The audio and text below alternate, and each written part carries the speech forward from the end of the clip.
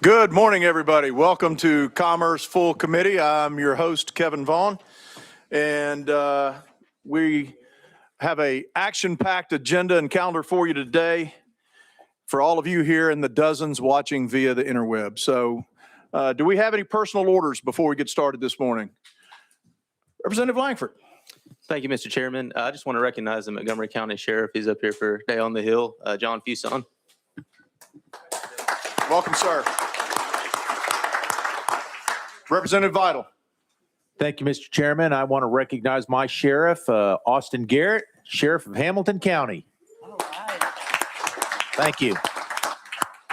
Welcome, welcome. I've got Representative Chairman Grills.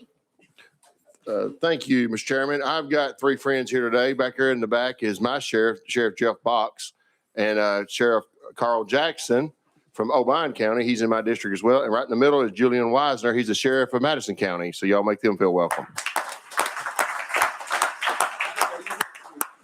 Former Chairman Boyd.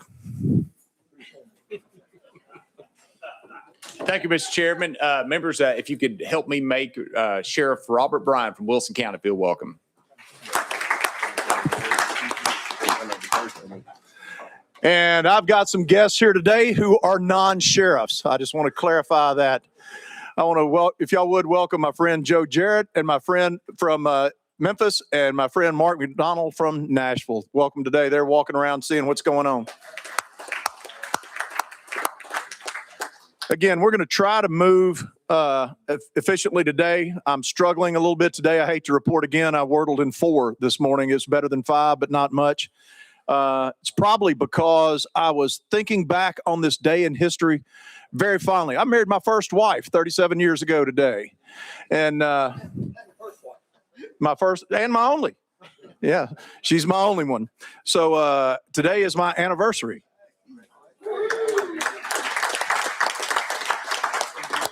So if I sit up here and look like I'm daydreaming, I hope that I hope y'all will give me a little bit of grace.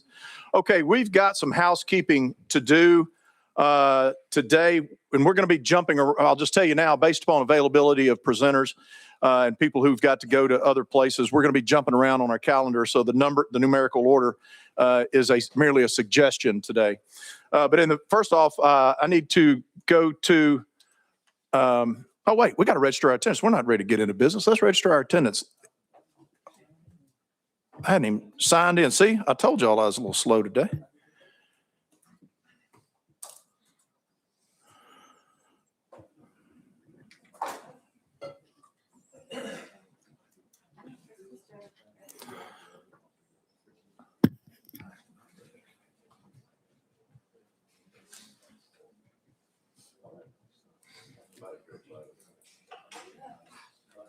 All right, Madam Clerk, could you allow us to take the roll, please?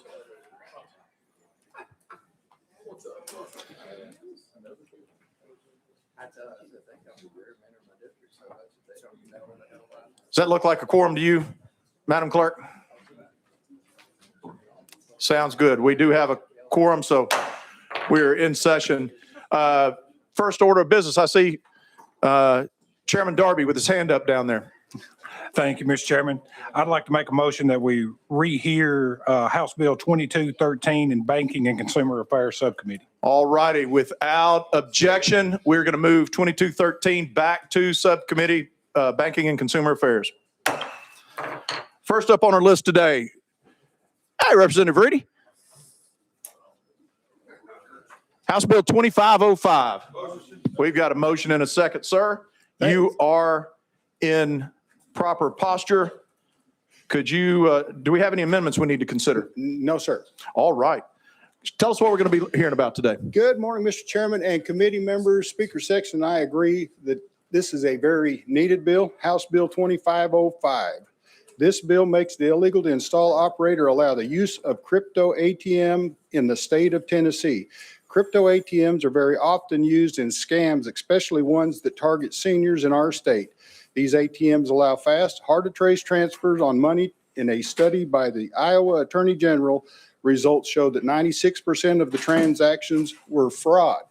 Hot off the press, February 26, 2025, Iowa Attorney General Brennan Byrd today announced lawsuits against Bitcoin Depot and CoinFlip, Iowa's two largest cryptocurrency ATM operators, over the failures they allowed Iowans to transfer millions of dollars to scammers through their kiosk. The investigation revealed that hundreds of Iowans sent more than 20 million through Bitcoin Depot and CoinFlip ATMs in less than a 3-year period. The majority of scam victims were over the age of 60, Mr. Chairman. Thank you, sir. And I believe we have some folks that are here to testify with regards to this bill. If your committee has questions for him, yes, sir. Well, I believe that we've got Jimmy Music from the Sheriff's Association and Ms. Amy Heaslett from the Bankers Association. If y'all would proceed down, and we will control your microphones.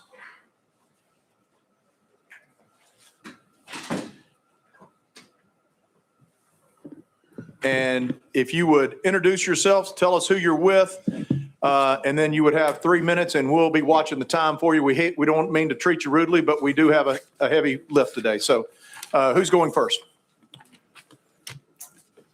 Good morning, Mr. Chairman. Thank you all very much. My name is Casey Cox. I'm the sheriff of Cumberland County in Crossville, Tennessee.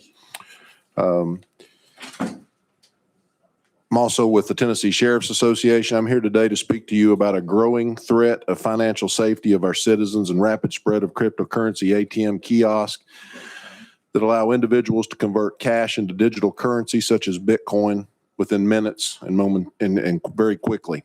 While these machines may appear harmless, law enforcement across Tennessee, and as you heard, across the United States, is increasingly encountering them in connection with fraud schemes that target our most vulnerable citizens, especially our senior citizens. In many of these cases, criminals often operating from outside the United States contact victims by phone, email, and social media. They pretend to be representatives from government entities, such as the IRS or other law enforcement agencies, and tech support. They do romance scams, emergency bail scams, jury duty scams. Just in particular in Putnam County, I believe 2 days ago, they had a lady that fell victim of $300,000 that she put into a Bitcoin ATM machine. They use fear and urgency to convince these victims that they must immediately withdraw cash and deposit it into these crypto ATM machines. The victim is instructed to scan a QR code provided by scammers to deposit thousands of dollars into these machines within seconds. That money is converted into Bitcoin and sent to the criminal digital wallet. Because these transactions are recorded in a blockchain, they are designed to be irreversible. The money is almost impossible to recover. From a law enforcement perspective, these cases are extremely difficult to investigate and hard to resolve. What we're seeing is essentially a direct pipeline that allows criminals to turn cash from Tennessee citizens from all across the state into untraceable digital assets. Companies operating these kiosks include firms like Bitcoin Depot and CoinFlip. They place these machines in convenience stores, gas stations, and other public locations such as liquor stores. And I can give you another quick example of a lady that, and I told this last night here as well, is a lady I grew up with my entire life. We grew up in church. She practically raised me. She worked for a well-known insurance company, and she squatted down in front of a liquor store with a brown paper bag with $30,000 cash. And it was because of a pop-up that popped up on her computer screen thinking that her information had been stolen. She lost $30,000. And you say, how can people fall for that? Well, those same people said the same thing. How can people fall for that? These people are professionals.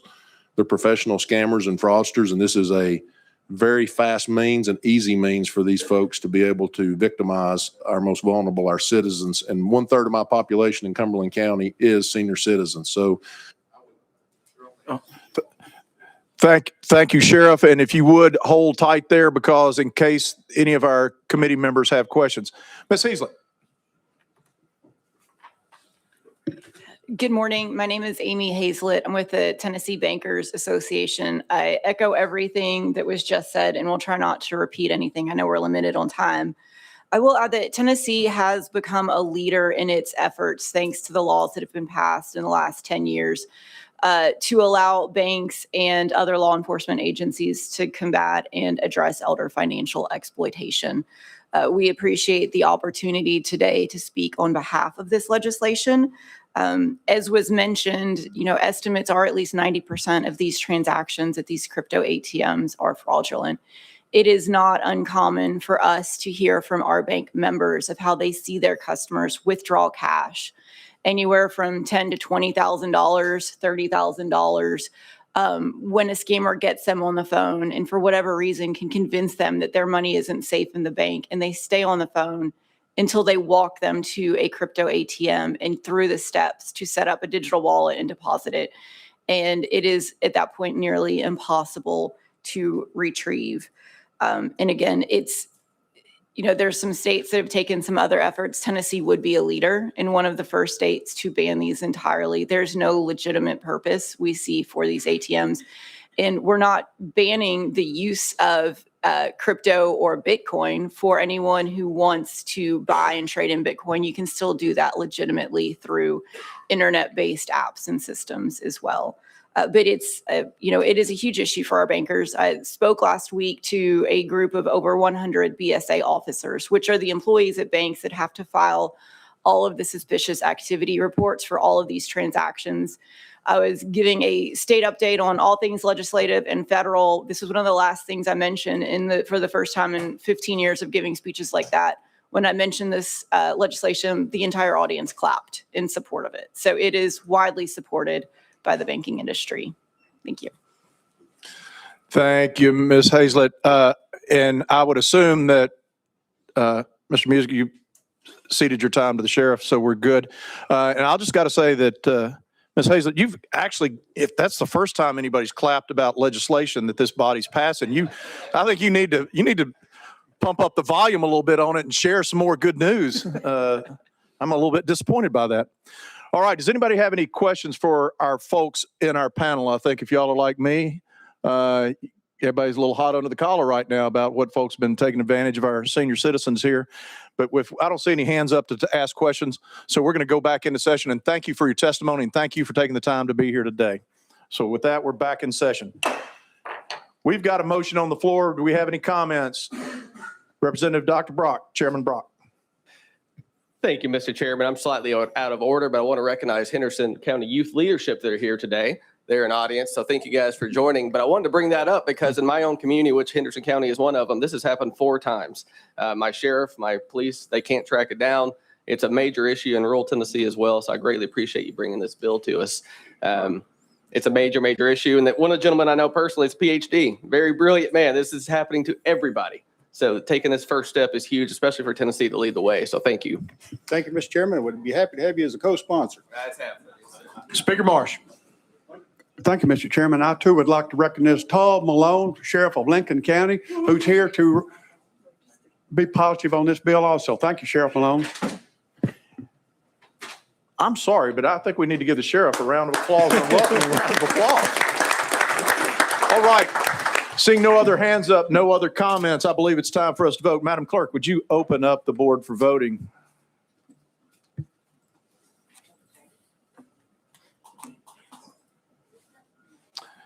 Madam Clerk, would you call the vote? Mr. Chair, you have 19 ayes and no nays. With that, House Bill 2505 heads off to calendar and rules. Thank you, Mr. Sponsor. Thank you, Mr. Chairman, and especially thank our sheriffs of Tennessee. Yes, sir. Next on our calendar, House Bill 1503. Is Leader Lamberth still in the room? I know he had to step out. With that, then we'll just roll him to the next item. I see Representative Scarborough down there, who's also got to get somewhere, and he's got a confirmation of appointment for the representative. You're in proper standing, but before you do, I want to let the committee know that on these TPUC nominations, they had already appeared in front of Senate committees. I instructed the folks over at TPUC that we would be happy to consider them without having them drive back to Nashville. But if anybody on the committee wanted them to appear, that we could do that. So that's kind of the order of the day. If anybody wants these people to appear in front of them, let's consider that. But if not, Representative Scarborough is going to talk about this nominee. Thank you, Mr. Chairman.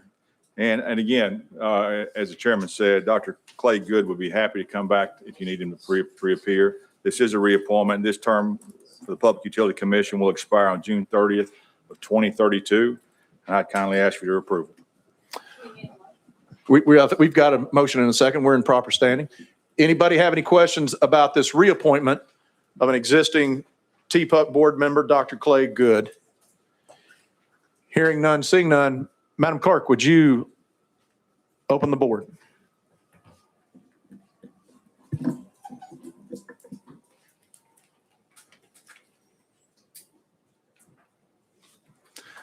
Madam Clerk, would you call the vote? Mr. Chair, you have 19 ayes and no nays. Thank you, ma'am. Thank you, Chairman Committee. Representative Scarborough, you are off to calendar and rules. Hey, Leader Lamberth. Good to have you back. Good to see you. Thank you, Mr. Chairman. Good to see you as well. House Bill 1503. Yes, sir, Mr. Chairman, and I have an amendment. We've got a amendment motion code- and we've got a second. Sir, you are in proper posture. Tell us about it. Yes, sir, Mr. Chairman, I have an amendment coded 015308 that makes the bill. That's the number I've got, 15308. Yes, sir. All right, let's get that attached. All those in favor of attaching, it's actually amendment number 2, but the drafting code is 015308. Please signify by saying aye.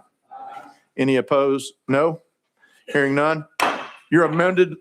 Let's hear about it. Thank you, Mr. Chairman and members.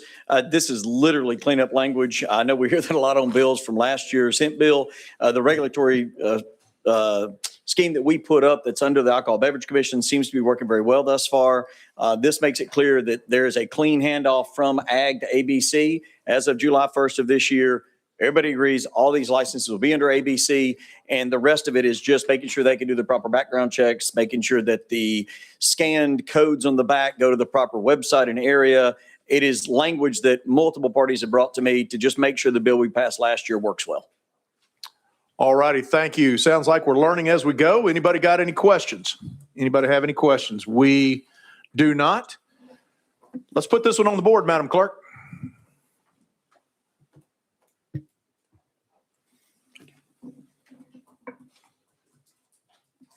Anybody want to change their vote? Seeing none, let's call the vote, Madam Clerk. Mr. Chair, you have 18 ayes and no nays.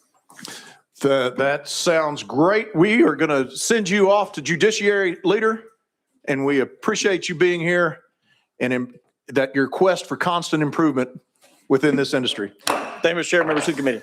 But hey, we got more to talk about, don't we? We got House Bill 2530. Excuse me, Chairman Lafferty. Thank you, Chairman. We've got a motion and a second. Let's talk about amendments, Chairman Lafferty. Yes, sir. Believe the latest update is amendment number 14960. All righty, we got a motion. We've got a second. You're in proper, all those in favor of attaching amendment 2, let's not have me get ahead of myself. Let's attach amendment 2. All in favor, say aye. Aye. Any opposed, no. Hearing none. You're amended. Let's talk about it, sir. All right. Thank you, sir. This is part of the governor's effort to streamline our agencies and make things run a little smoother. The departments, let's see, included below, I'll just give you some highlights. The department's worked with Tennessee Automotive Association to include language to expressly name TAA as an interested group to submit names for appointees to the Motor Vehicle Commission. Sections, 5 through 17 and 18, the department worked with the American Society of Interior Designers and International Interior Design Association to keep the registration for interior designers in place. Adds back a requirement that candidates for architecture, engineering, landscape architecture, land surveying, and interior design can speak and write English that was inadvertently removed. Sections 19, 20, and 21 includes an exemption for individuals working as makeup artists from needing a cosmetology license. Section 23 includes a definition of total cost for contractor projects. This definition codifies current practice of the board to include all monetary costs, including subcontracted work, labor, and materials into the project's cost. Sections 36, 7, 8, and 45, the department worked with Tennessee Association of Realtors to clarify that electronic notices will only be sent to licensees who have provided email to the Real Estate Commission. Section 47 fixes a drafting error, where the original language would have limited the pathway to license reinstatement for real estate brokers to those with expired licenses less than 2 years. As amended, this reinstatement pathway will exist for all licensees. Section 60 updates section number references to account for changes. Additionally, Section 22 of the original bill, which removed funding for the Board of Licensing Contractors for Go Build, was removed. Mr. Chairman, I rest. Thank you, sir. Does anyone have any questions about this? Chairman Clemens, I saw your hand.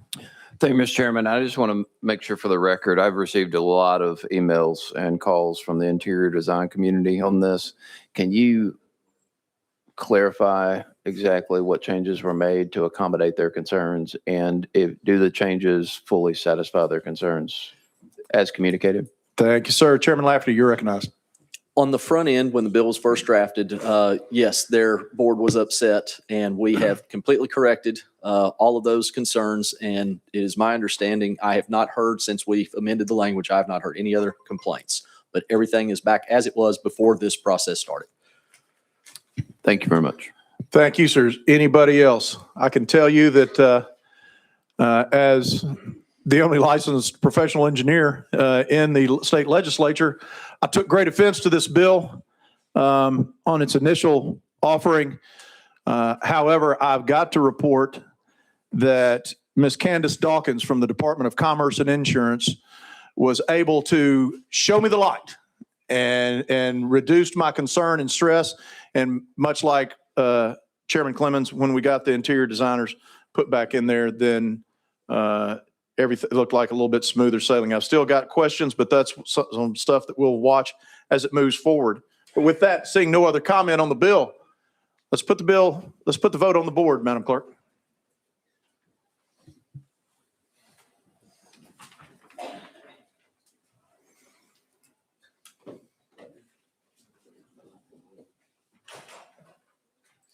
Anybody want to change their vote? Do it now. If not, Madam Clerk, let's call that vote. Mr. Chair, you have 19 ayes and no nays. All righty, Chairman Lafferty, you will be proceeding to Gov Ops from here, and that bill passes. Thank you, Chairman and Committee. Hey, Representative Hurt, come down and join us, sir. Let's talk about House Bill 2537. We got a motion and a second on it, sir. Thank you, Mr. Chair and committee. Members, this is also an effort to make government more efficient.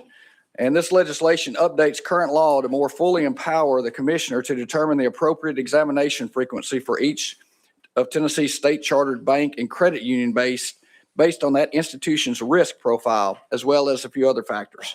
This legislation will also enact language setting forth the commissioner's authority to determine the characteristics of share insurance required to be maintained by each Tennessee state chartered credit union, and adds into law the standards by which the commissioner must make determinations about such insurance requirements.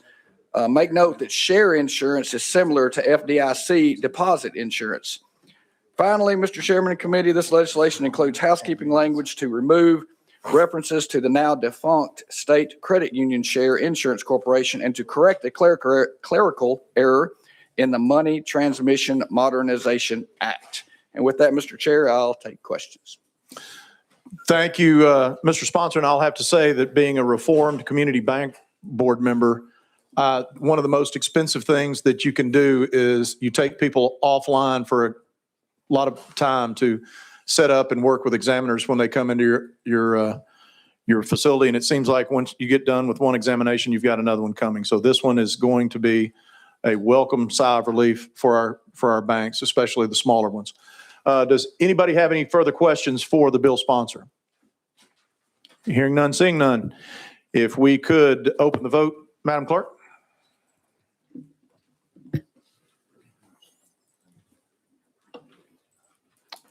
Everybody cast their vote. Does anybody want to change their vote? Seeing that we have completed the task, Madam Clerk, could you call the vote? Mr. Chair, you have 19 ayes and no nays.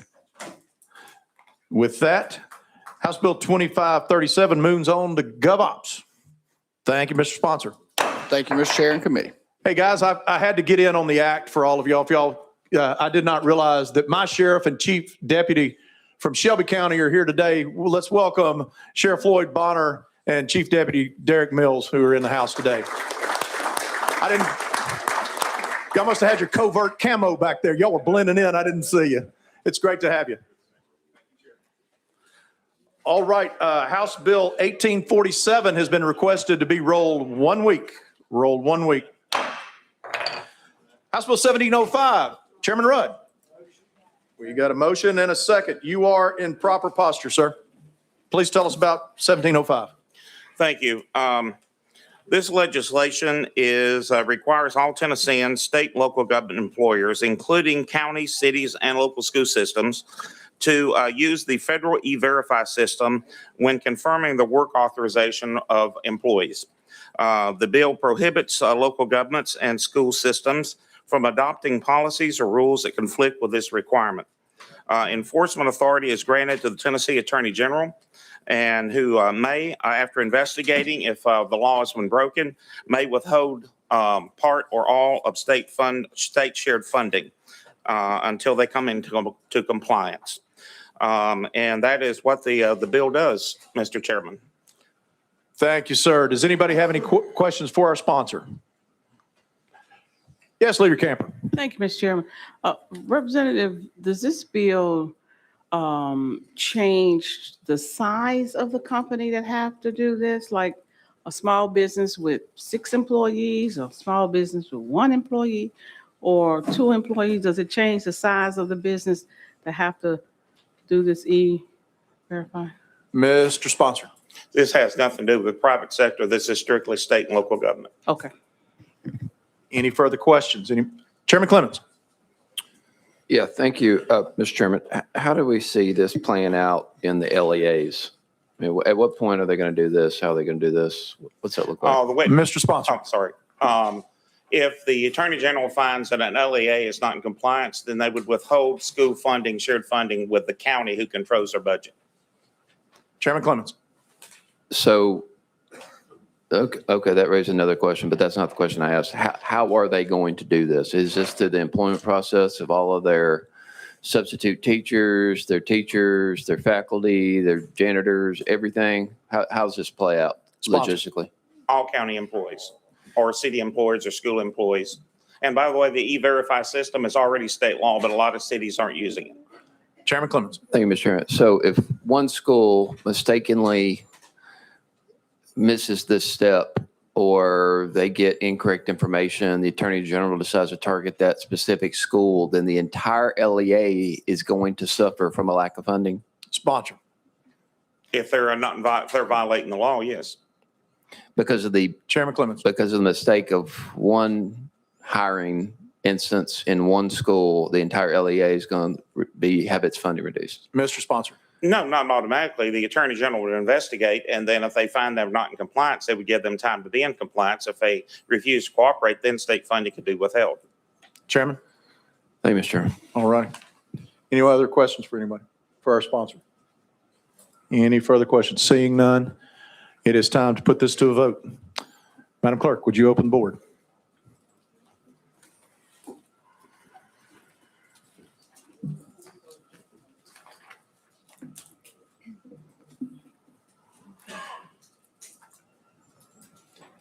Anybody want to change your vote? Let's do it now. And if not, Madam Clerk, call the board. Mr. Chair, you have 14 ayes and 4 nays. Thank you, ma'am. And with that, Mr. Sponsor, your bill is off to calendar and rules. Thank you, Mr. Chairman. Thank you, committee. Hey, Representative Wright. We got a motion and a second. I see you're also traveling with an amendment. Would you like for us to put that on there before we have a conversation about your bill? Yes, Mr. Chairman. Have I got a motion on the amendment? I have a motion and a second. All those in favor of attaching amendment, let's verify your drafting code. 014354. Correct, sir. All those in favor of attaching Amendment 1, which is 014354 to House Bill 2159, please signify by giving us a hearty aye. Aye. All those opposed, mumble no. Hearing none. Your bill's amended, sir. Thank you, Mr. Chairman and committee. The bill, this House Bill 2159, clarifies the status of an unclaimed vehicle. Let me give you a process, problem, and proposal train of thought. Process right now may be that an automotive repair shop, a vehicle may show up in the middle of the night delivered by a wrecker that is inoperative or been in a crash. There is no executed contract between the owner and the shopkeeper. What this does is clarify the status of the vehicle through good faith attempt to contact the owner because the vehicle has, in essence, been abandoned. It's economically not repairable. Economically not repairable. This fixes that situation between the shop owner and Department of Revenue. And with that, I'll stand for questions. Thank you, sir. Do we have any questions for our bill sponsor? Chairman Clemens. Thank you, Mr. Chairman. And is the, in this amendment, I apologize, are we still deleting the requirement for certified mail? There are some rearrangement in how the contact's to be made. I can look in here and get that, but there are at least 3 different types of contact that must be made, and the Department of Revenue is given the authority to agree or disagree with whether proper contact has been attempted. Chairman Clemens, does that satisfy you? You got a follow-up? He answered my question. Thank you, Mr. Chairman. Okay, thank you. Anybody else? Seeing no other hands up in the air, let's vote. Madam Clerk, would you put House Bill 2159 on the board, please?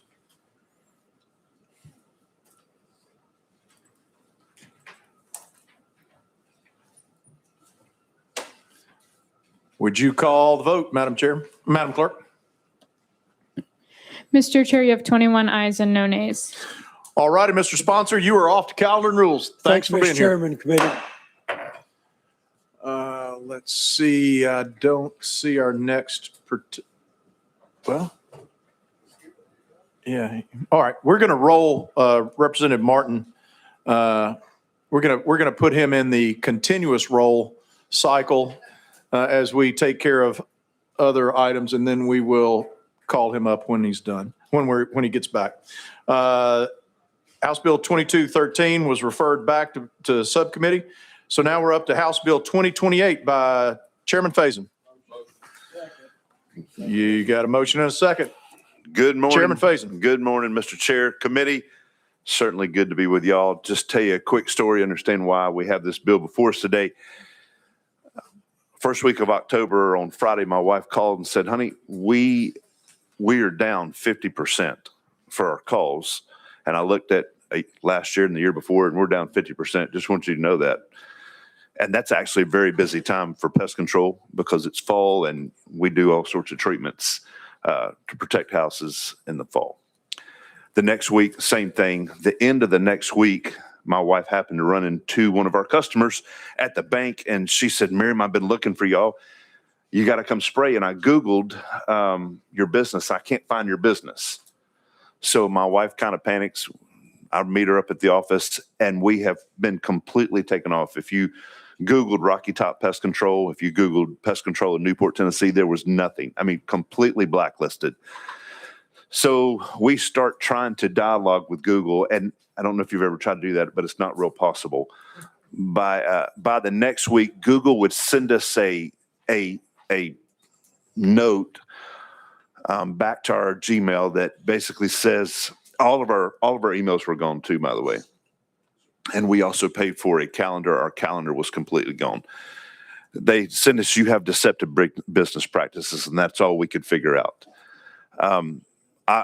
By the third week, I realized we have friends who lobby for Google. So I reached out to one of our friends who lobbies for Google, said, hey, this is what's going on. She got involved. It took another 2 weeks. We lost an entire month. October was gone, down over 50%. As I got into that, we also were working with Yellow Pages. Y'all remember Yellow Pages? You can also advertise on Yellow Pages online now. You don't have the book that your fingers walk through. But so she came to our office, the East Tennessee director, and she said, there's problems like this all over with small businesses. End up meeting a guy in Morristown, had a painting company. He didn't know who to call. So he just shut his business down, went through the Secretary of State, got a new LLC, started a whole new business just to be able to get back on. In Chairman Howell's district, there's a 70-year-old couple that have had a heat and air conditioned business for 30 years. They were blacklisted in December, a very busy time for them. She actually took out a loan to pay her guys, a $20,000 loan. So working with Google, trying to figure out how we can fix this, it seems to be a little bit difficult. And I think it's incumbent on us as legislators to help take care of small businesses. And so I worked with the Attorney General to find out a way that we could get their attention, or not just Google. I use them because that's what happened to me. But this could impact other people who have online platforms that you search through with, that you pay to be on their site. So this bill says if you are going to blacklist somebody, you need to alert that company. Their information's already their information. You're listening with them, and you need to alert them within 24 hours. And if you don't, they have the ability to go work with the Attorney General's office to sue them for damages. I'm never going to be able to recover what I lost in the month of October, and neither is this sweet couple in Dan Howell's district or the gentleman I met in Morristown. But I think this is a good way for us to make sure that big tech companies realize that small businesses matter to Tennesseans. And that's what the bill does. Thank you, Mr. Chair. We have any questions for our bill sponsor? Any questions? Representative Lynn. Thank you, Mr. Chairman. Chairman, this is a really interesting bill. I had no idea this happened. And it sounds like you paid for your ad and other people pay for that ad. We should probably give them a refund too if they're not going to be restored. But that might be a bill for next year. But what are your thoughts on that? Chair, Mr. Sponsor. Thank you, Mr. Chair. And Chair Lady Lynn, that is part of this bill. You will be able to recoup damages.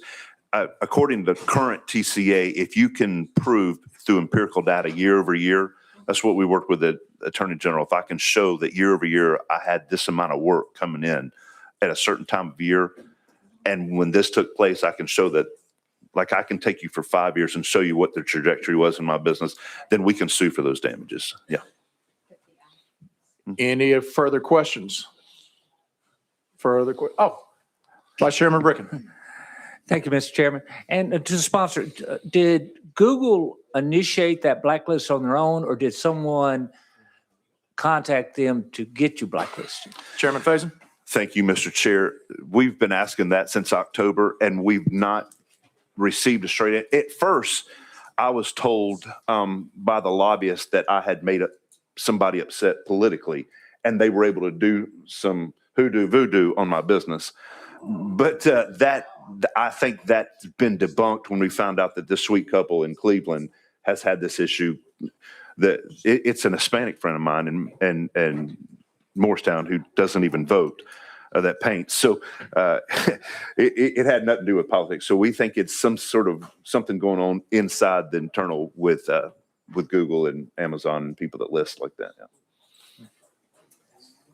Any further questions? Seeing none, hearing none. Let's put this House Bill 2028 to a vote. Madam Clerk.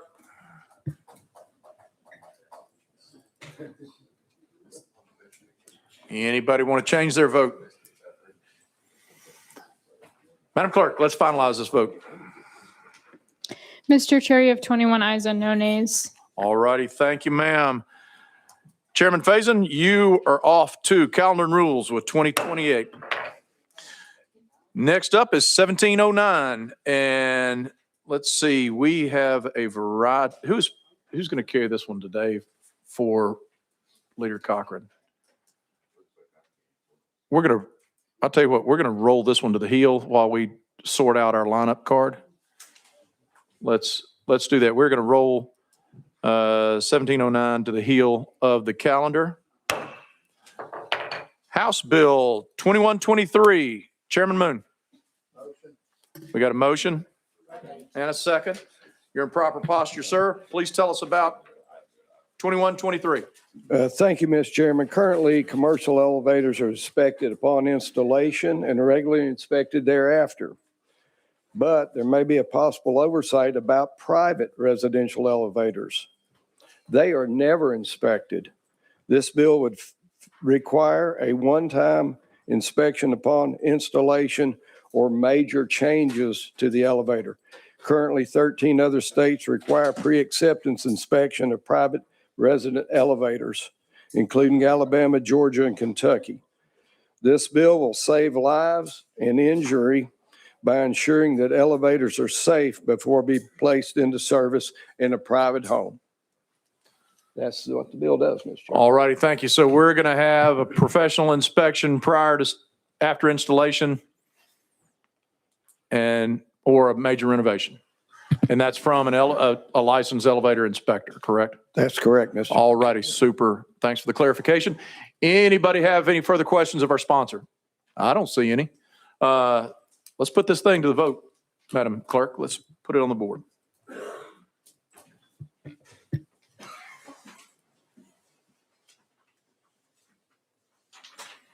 Let's tally the votes.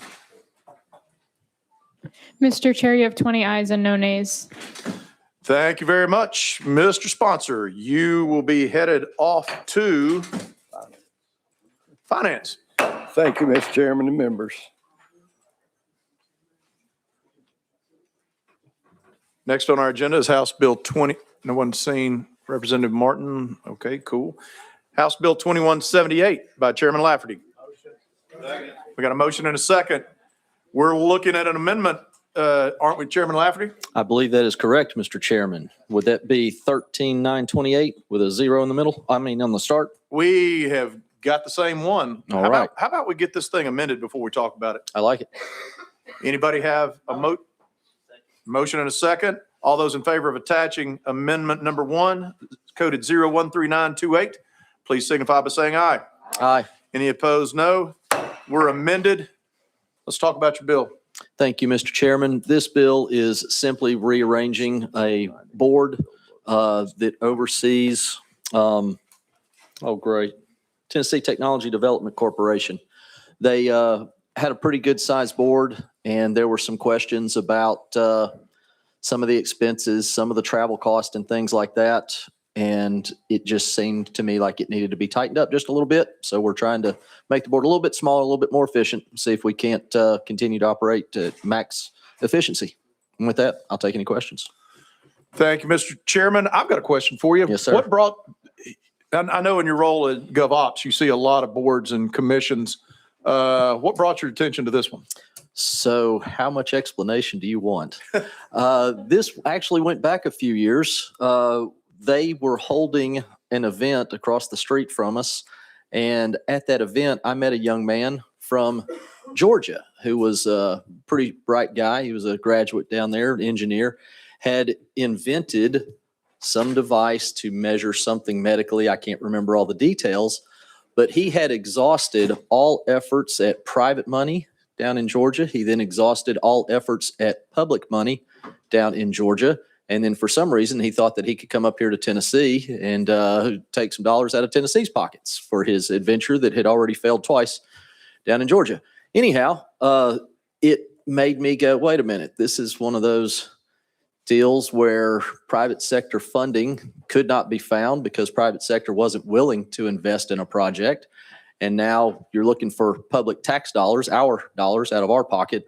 And it got me to digging in a little bit deeper into the group that does this. And not saying that they do a bad job, but I'm naturally suspicious of most, if not all, nonprofits these days. You guys have heard about all that's gone on in Minneapolis and around the country and other areas. And this was one of those things where I thought, hey, let's look into this a little bit more. So I did a little bit digging. It was a very large board, not saying that they did anything wrong, but just thought if we trimmed it down a little bit more, maybe we could catch some things that were otherwise sliding by because perhaps people thought, other people are looking at it. So that's kind of where it started and how it grew. All righty. Do we have any further questions for the sponsor? Seeing none, hearing none. let's vote on the efficient-minded Chairman Lafferty's bill, House Bill number 2178. Madam Clerk, would you open the board?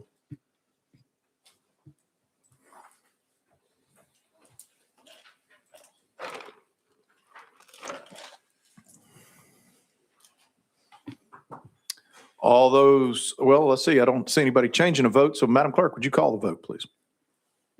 Mr. Chair, you have 21 ayes and no nays. All righty, thank you, ma'am. Chairman Lafferty, you are off to a familiar place, GovOps. Thank you, Chair. Thank you, committee. Vice Chairman Bricken, House Bill 1673. Thank you, Mr. Chairman. I've got a motion and a second. You're in proper posture. We've got some amendment offerings here. Which one would you like for us to take? I think we need both of them. All right. Amendment 2, which is drafting code 14585. I would like a motion to get that one on the bill. Well, let's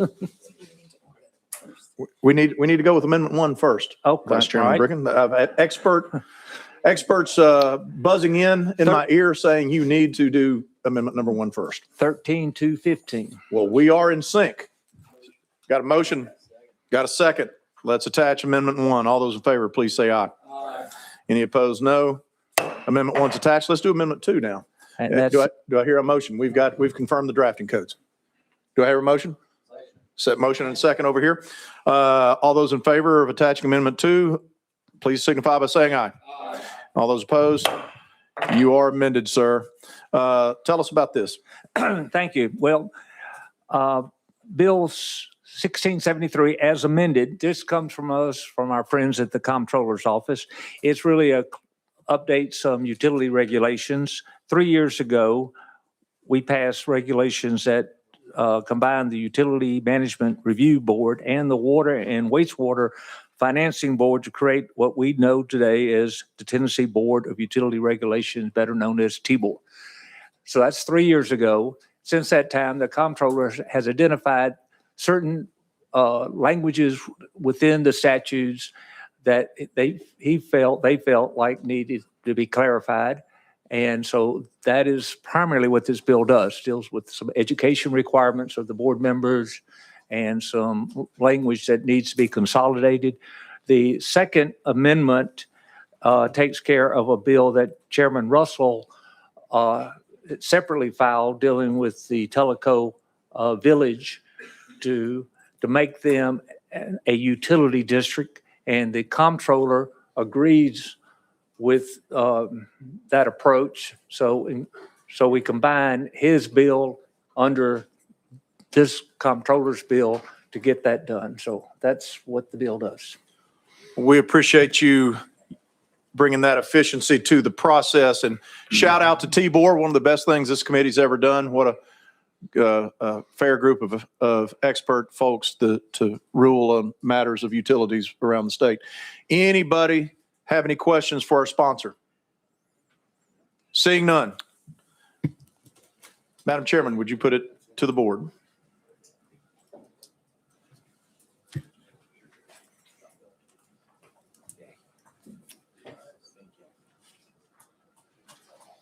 Everybody that wants to vote, have they voted? I believe they have. Anybody want to change it? Thank you there, Chairman Faison. Appreciate you. Hey, you were late to the party, but you're here, so we're glad you're here. Madam Clerk, would you call the vote? Mr. Chair, you have 21 ayes and no nays. All righty. Vice Chairman Bricken, you're off to finance with House Bill 1673.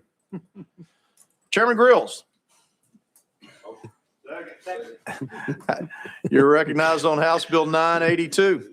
Thank you, Mr. Chairman. This bill decreases from 18 years of age to 16 years of age for the minimum age for an individual to apply for a bid caller license. Anybody have any questions of our sponsor? Chairman Faison. Thank you, Mr. Chair. We're just wondering, our sponsor, can you auction? Absolutely not. I think Barney calls that nipping it in the bud, Chairman Faison. I think he nipped it in the bud. Anybody other questions for Chairman Grills? I don't see any. Let's let boys and girls find out if people want boys and girls to sell their livestock themselves. let's open up that voting on the board, Madam Clerk.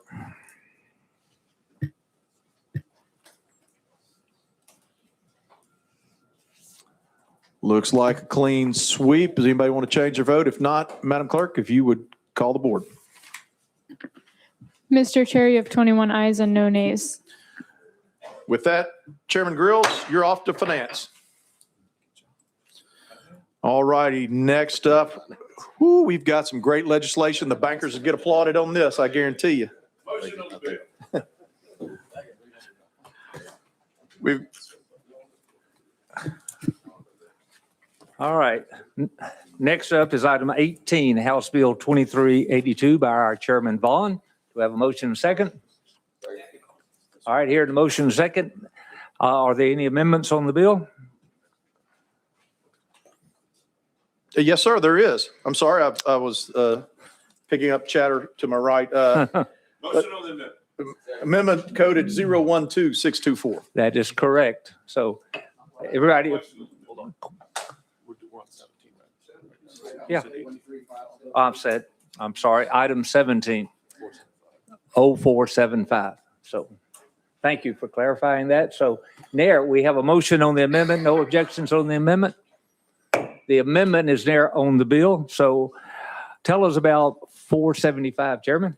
Thank you, sir. This bill updates Tennessee franchise laws governing the relationship between car dealers and automakers. The changes in this bill mirror language that's already found in franchise laws in many other states across America. And this has been negotiated between representatives of the manufacturers and the dealers. And with that, I'll wait unless anybody wants to delve further. Does anyone have any questions on the bill? Seeing none, are we ready to vote on the bill? Madam Clerk, would you open the board for voting?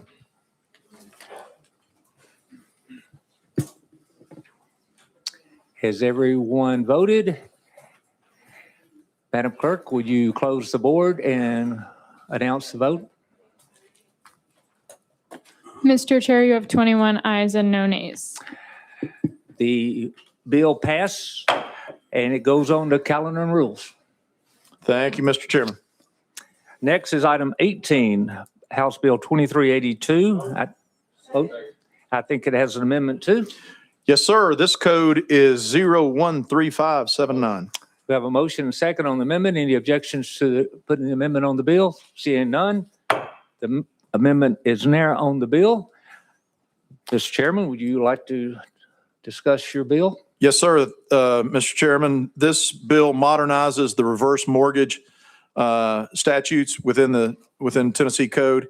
Our existing reverse mortgage statute was written around FHA insured reverse mortgage program, which required borrowers to be at least 62 years old and meet strict property eligibility requirements. And so it exempted a lot of people from being able to participate in that. That's just one of the many issues that we covered in this act, is a modernization act of our reverse mortgage code.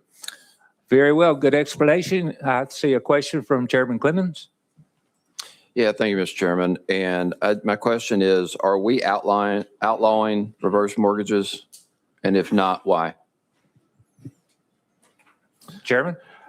Mr. Chairman, we are not outlawing reverse mortgages. We're actually making them more available because there are plenty of folks all across this glorious land we live in that find these to be useful financial tools for them to make themselves available or avail themselves of. Follow up? Yeah, thank you. I've just come across so many instances of senior citizens being taken advantage of, not understanding how these work.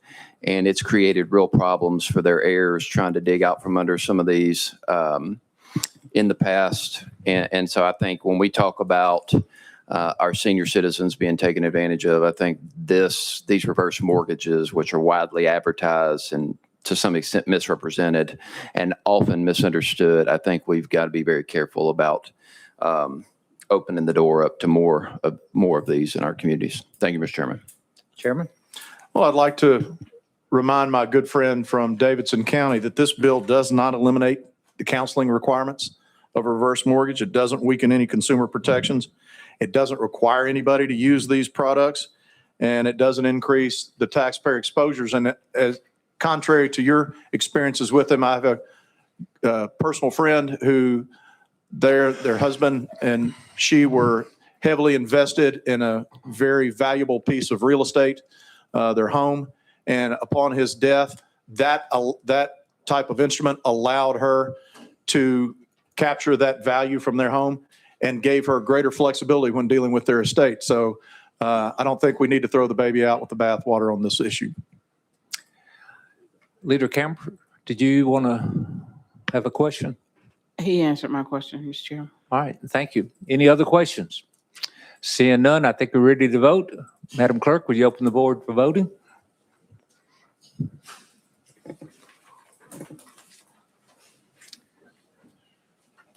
Has everyone cast their vote? Madam Clerk, will you close the board and announce the vote? Mr. Chair, you have 19 ayes and 2 nays. House Bill 2382 passes and goes on to the calendar and rules. Thank you, Vice Chairman. And entering into our presence at just the right time, Chairman Martin. Chairman Martin, it's good to see you. We've got a motion and a second on House Joint Resolution 1013, which is confirmation of appointment for a Tennessee Public Utility Commissioner. Chairman Martin, would you share more about this person? Thank you, Chairman and Committee. House Joint Resolution 1013 confirms the appointment of Miss Robin Morrison to the Tennessee Public Utilities Commission. I've known Robin for many years, and I can attest to her character and professionalism. I think when our founders talked about self-government, they envisioned people like Ms. Morrison serving in positions like this, and I would ask for a favorable vote. I'll have to say, Representative Martin, had I been on the fence about Ms. Morrison, I think you just convinced me this person needs to be confirmed. But anyway, do we have any questions? Any questions? No questions. Chairman Vaughn. I don't have an actual question, Mr. Chairman, but I will say that I've known Robin also for a long time. She's a very dedicated banker in our community, originally from Greene County, loves Tennessee history, and has done a great job on the Public Utilities Commission. So I think she deserves to be reappointed. All right. Do we have any further comments? Seeing none, let's vote on whether to confirm Ms. Morrison or not. Madam Clerk, would you open our board?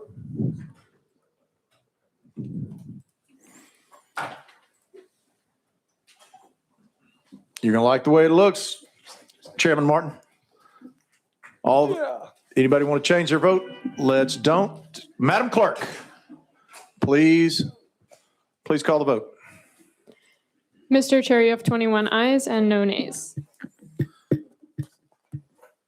Thank you, ma'am. Representative Martin, Chairman Martin, this is off the calendar and rules. Thank you. And then to clean up our calendar today, Deputy Speaker Zachary is going to pinch hit for Leader Cochran on House Bill 1709. Motion and second. Sir, you are in proper posture, but I see some amendments are traveling with you. Yes, sir, Mr. Chairman. All right, let's take these in order. We've got amendment number 1, which is 13709. Yes, sir, that's correct. All right, all those, well, do I hear a motion? And I've got a second. All those in favor of attaching that to House Bill 1709, please signify by saying aye. Aye. Any noes? Ayes have it. You're amended. Now amendment number 2. Stand by, sir. Yes, sir, I have 14986, Mr. Chairman.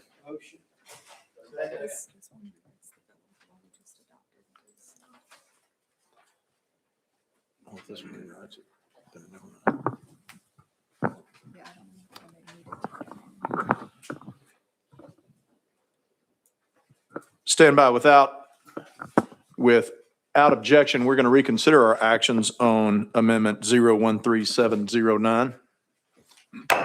And we're going to take up amendment number 2, which rewrites the bill. Thank you, Mr. Chairman. Which is drafting code 014986. That's what I've got. Yes, sir. I've got a motion and a second. All those in favor signify by saying aye. Aye. Any opposed, no. The ayes have it. Sorry, former Whip Garrett decided at an opportune time to ring me, and I wasn't prepared with it silenced. Okay, you're in position, proper position, Deputy Speaker. Let's hear about 1709. Thank you, Mr. Chairman and members. Members, this piece of legislation guarantees the integrity of the licensure process and ensures the safety of Tennesseans by requiring legal status be verified for professional licensures in Tennessee. Mr. Chairman, that process is laid out in 458-102, TCA 458-102, and I'll spare the committee listing out all the licenses that are awarded in Tennessee, professional licenses, but those are listed in the bill, and I believe it's upwards of 25. With that, I stand ready for questions. All righty, thank you, sir. Do we have questions for our sponsor, our co-sponsor on this, who's stepping up to the plate? And everybody needs to know that Leader Cochran is in our prayers, him and his family. Chairman Clemens. Yeah, thank you, Mr. Chairman. And I understand this isn't the original sponsor, but if he can answer this question. So this refers to a qualified alien. I'm curious as to whether or not that includes a worker here on a H-1B visa or other work visa who may be using the opportunity to be here to further their knowledge and contributions to the local economy in becoming a higher paid individual that would then generate more revenue for the local economy and the tax base. Does this prohibit individuals who are here on a worker's visa from getting that additional training and then getting licensed or certified in the state of Tennessee? Deputy Speaker. Thank you, Mr. Chairman. Chairman Clemens, that is actually in the bill, and it specifically says the applicant is a United States citizen or qualified alien as defined in TCA 458-102. Thank you. And my question was, is if somebody here is under like a H-1B visa, perhaps, are they a qualified alien in the statute? Deputy Speaker. That would, within the statute 458-02, if they are here legally, if they are here and have not overstayed that H-1B1 or have not overstayed a visa and they are here legally under 458-102, then they would be eligible for a professional license. Chairman Clemens. And there would be no limit on that to the extent that expiration date on that license of that worker's visa?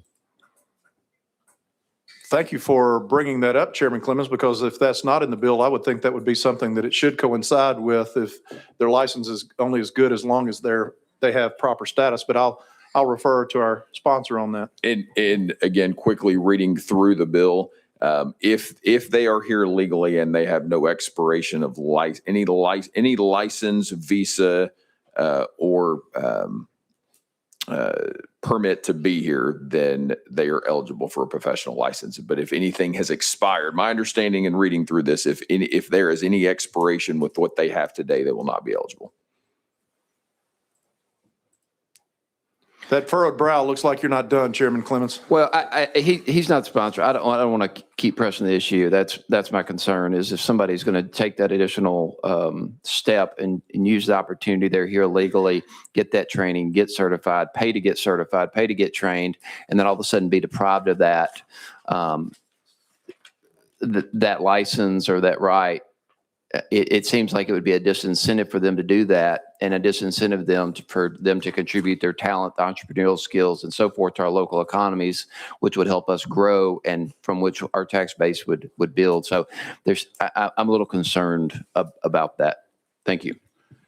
You know what, Chairman Clemens, I too am also concerned about an issue with this because frankly, your question brought it up in my mind, and that is if someone's visa expires, shouldn't the expiration of their license also expire at that point because they will not be here legally any past that, and there's no need for someone from a foreign country holding a engineering license within our state, and so or a makeup artist license or whatever license there are. So if you don't mind, Deputy Speaker Zachary, if we could roll this a week and get the clarification on that, because we may need to put a stopgap in there for that, or at least get some clarification in my mind. Will of the committee, Mr. Chairman. All righty, thank you. Without objection, then, we're going to roll this to the first item of our next calendar so we can get that clarified and get that taken care of. And appreciate you standing in, Deputy Speaker. I believe, unless someone tells me otherwise, that we have taken care of the people's business this morning. Representative Hemmer, before we leave. Thank you, Mr. Chair, and forgive me for being out of order, but I have a constituent in the audience, and this girl said that she wanted to go somewhere wild and crazy for spring break. Unfortunately, her dad brought her to the legislature to fill that, but wanted to welcome Miss Audrey Lyle, 9 years old. She said she didn't vote for me, but I'll forgive her this time. Hey, Audrey. We hope that you're kind of proud, but just a little bit embarrassed, Audrey. Seeing no other business in front of us, if I hear a motion for adjournment, it's not debatable. We're adjourned.